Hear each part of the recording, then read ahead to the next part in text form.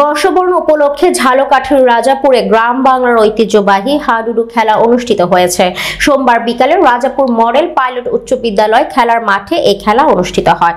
বাংলাদেশ জাতীয়তাবাদী দল বিএনপি ও সহযোগী সংগঠনের আয়োজিত খেলায় বাংলাদেশ জাতীয়তাবাদী শ্রমিক দল জাতীয়তাবাদী মৎস্যজীবী দলকে 2-0 গোলে পরাজিত করে। এছাড়াও সকাল 10টায় মহিলাদের জন্য হাড়ি ভাঙা প্রতিযোগিতা, দুপুরে উপজেলা পুকুরে হাঁস ধরা প্রতিযোগিতা অনুষ্ঠিত হয়। খেলা উদ্বোধন ও পুরস্কার বিতরণ করেন উপজেলা বিএনপির সভাপতি অ্যাডভোকেট তালুকদার আবুল কালাম আজাদ। আরো উপস্থিত ছিলেন সিনিয়র সহ সভাপতি আব্দুল হক নান্টু, বিশিষ্ট সমাজসেবক মোহাম্মদ নাসিম উদ্দিন আকন, যুবদল আহ্বায়ক মাসুম বিল্লাল পারভেজ, ছাত্রদল ভারপ্রাপ্ত আহ্বায়ক শাখাওয়াত হোসেন রাব্বি, সদস্য সচিব মোহাম্মদ রফিকুল ইসলাম মৃধা প্রমুখ। সঞ্চালনায় ছিলেন যুবদল যুগ্ম আহ্বায়ক মোহাম্মদ মনির হোসেন।